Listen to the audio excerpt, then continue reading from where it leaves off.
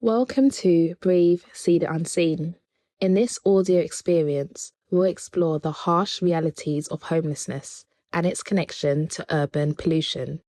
Listen as Gareth shares his personal journey of rough sleeping. So I know that you've had some experience on sleeping rough on the streets.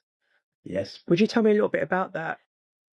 Well, it was quite a long time ago. My rough sleeping was slightly different than the rough sleeping, the kind of the picture of like the people sleeping in doorways, in kind of alleyways and stuff like I would tend to go into derelict buildings, kind of more estates where there'd be warmer, it'd be secure, it wouldn't be on the street. I very rarely slept on the street. I have done, but that wouldn't be my kind of mode of sleeping. It'd be more in an old, where I was found, it was an old derelict hospital next door to the Employment Academy, where that new building is. How in There's an Southwark? old hospital there. And I used to just sleep in one of the old offices. I turned that into like a bedroom, and I was there for like 18 months. So it was more of a derelict hospital that we could just walk in, go through our rooms, and just kind of make like mattresses and stuff like that. So I'd do stuff like that rather than sleep on the streets. But I was still rough sleeping. I was still verified. I still was found by an outreach team. Was there a reason why that you kind of just like slept indoors? Obviously, I can imagine, no one wants to sleep on the streets, but I would say I was more resourceful. okay. Do you get what I mean? Rather than just plump on the street, I'd go and look for somewhere safe. I was using drugs, so I needed a place to use drugs as well, somewhere safe and stuff like that. It's a little bit different now. People just use on the street now. I was different. I always want somewhere safe. So it would be like a sleeping den, a using den, rather than being on the street. So it was somewhere safe to sleep and use drugs. So the times that you were sleeping on the streets, what was that like for you then? Terrified.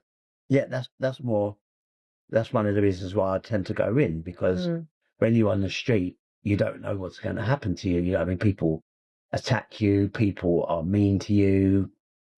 People are not nice. You know what I mean? It's colder. If it rains, you get wet. If it's snowing, you'll get cold. If I'm kind of in a building, I'm a little bit more secure, and my health is going to be looked after better because I'm indoors. So just going on to that, actually, when you say, obviously, yeah, your health is much better when you're indoors, what did you feel like your health was like times that you were outside?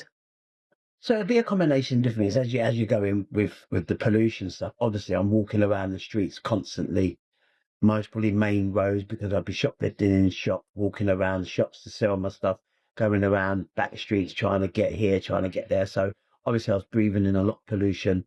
Where I was staying, it wasn't secure. It wasn't like all windows everywhere. People would be there. People would be urinating in their defecators. It was like not a nice environment wherever I was. You'd be smoking cigarettes, dog ends, you'd be smoking heroin, you'd be smoking crack. So all them pollutants are going into your lungs and into your body. Whether it's just outside pollution is one thing, but there's lots of other pollutants that we kind of subject ourselves to when.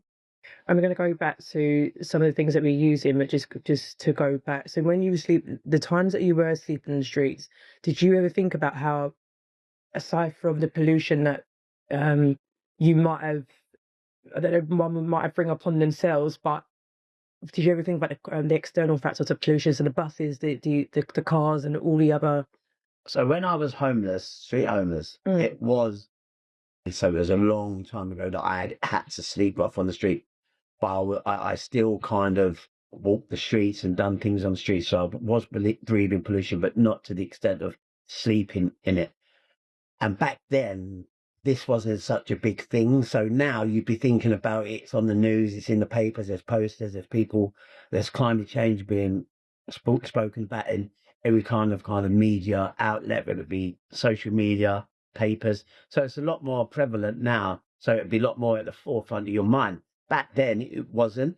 So thinking about it now and projecting back in the past, then I would say, yeah, honestly, we will we weren't worried because I was a complex character back then. I had more things to worry about, like addiction, homelessness, family breakup, relationship breakups.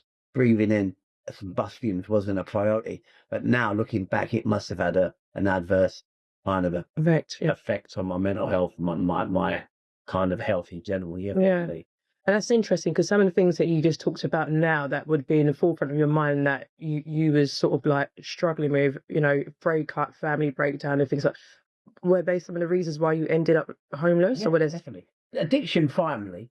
Okay. I mean, addiction, finally, because I wouldn't take responsibility for keep looking after flats.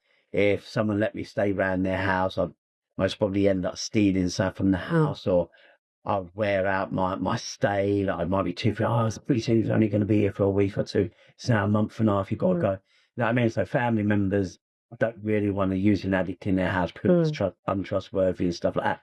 So, yeah, if it'd be definitely down to relationship breakdowns, definitely why on street, and not taking responsibility. If I got paid rent, I'd spend it. Do you know what I mean? So, yeah, moving about. What would you say kind of like ignited your use of using? I was young. I was 14 when I started using. And again, it was a different time. There was nothing in the newspapers. There was nothing. It took me 2 years to know that I was using heroin. It was called skag back in the days. You know what I mean? So it was just another drug that was introduced to like our community, and lots of the young on skag heroin didn't know what they was getting into. It was just another drug that we'd all be using. It was freely available. It was cheap. Everyone was getting money, so it was no hardship. So no one knew. And about 2 years later, when the money dried up, it was getting more expensive. People realised they were addicted to heroin. So was there any support back then? Minimal, but the initial support was minimal. There wasn't as many drug services now, but there was a lot more drug rehabs. So if you got into your drug service, there was a lot more choice for rehabilitation centres, and there was a lot more intervention centres, like centres that you could call up on the night and say that I'm suffering, I'm in really bad situation, I need to detox. They would say, come in now and we'll meet you in the hospital and we'll do an assessment. And it's a lot easier and quicker. Now you have to go through funding. Most of rehabs in the past were funded by housing benefit. So you could just go in there, they would claim on housing benefit, and it would be like a special housing benefit because it'd be like support services. So it would all be funded by housing benefit. So it's a lot easier. That's very interesting. So there's a lot more barriers now for people. Completely different, 100% completely different. Oh, very interesting. We used to be able to sit down and go through a book of different rehabs. Now, I couldn't even name you a rehab that's open in London or in the outskirts of London. In London, you used to have like 7 or 8 different detoxes you could go in. Every kind of like Landor Road. You had the Maudsley, you had Tooting Beck, you had AAU in the Maudsley, you had City Road, you had Brook Drive. These were always emergency detoxes that was open. None of them are open now. Not one of them are open now. So that reality, really, the people now don't have that access or type of support. But it's different. Yeah. So just going back, or health in any way directly, when you look back, could have been affected by being street homeless or drugs? Yeah, no, just street homeless.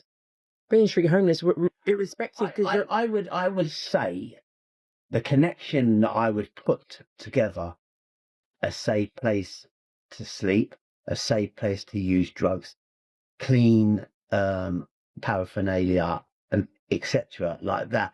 That would have had a detrimental thing to my health, because I'd have to use in like polluted areas, like bin chutes round the corner in a dark alleyway that was obviously polluted with all sorts of stuff.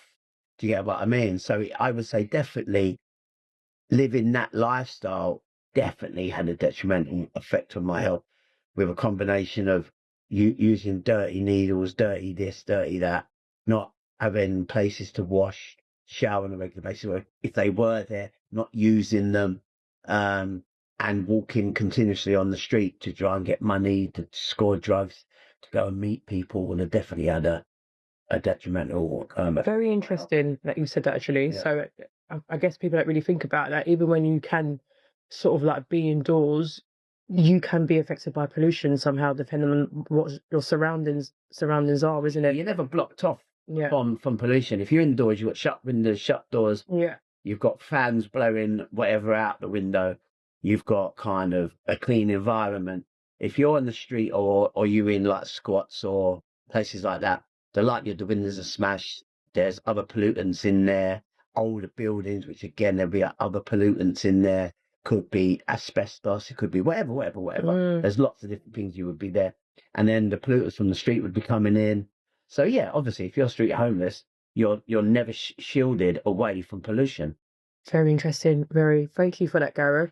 Just wanted to go a little bit back about you was found in those buildings, and that's how you was verified. So can you just explain a little bit what that is and what that means and what that looked like? So I was rough sleeping, technically rough sleeping in a derelict old hospital in Camberwell, which was part of the referral process of the detox that closed down. I'd like kind of took over a room in there, an office, and turned that into a bedroom stroke lounge. I use that word loosely. And so when there was a day centre down the road from us in Giles, when that used to be a day centre back in the day, and you'd go down there, wash your clothes, have a shower, get some breakfast, chill out for the morning, have a bit of lunch, and then it would close. And then you used to be able to say, I'm homeless down there before the days of street link and stuff like that. You'd say, oh, I'm sleeping there. You'd give them the address, and an outreach worker or a couple of outreach workers would come and find you. So that's what happened there. I referred myself down to day centre, and they come and found me in the hospital. Amazing. And what's that look like from them? They found me, met me down at day centre that day or the next day, and took me into a hospital straight away. Okay. So then I was in Cedars Road in Clapham, and I was there for 5.5 years. Then I got clean, and then. So you're going back, so you was kind of like rough sleeping around the Southwark area, and then you ended up in a hostel in Lambeth. Yeah. Yeah. Because it was an open policy back then. It wasn't borough restricted back then. Okay. So you could refer anywhere into like any hostel. Back in the day, it was like Dock Street when we used to work there. You used to be able to just pull up and say I've got a client, but now it's local connections and stuff like that. But back then it wasn't local connections, and I think Lambeth and Southwark might have had a kind of agreement that you can house people in there anyway. But I don't think there was a local connection back then.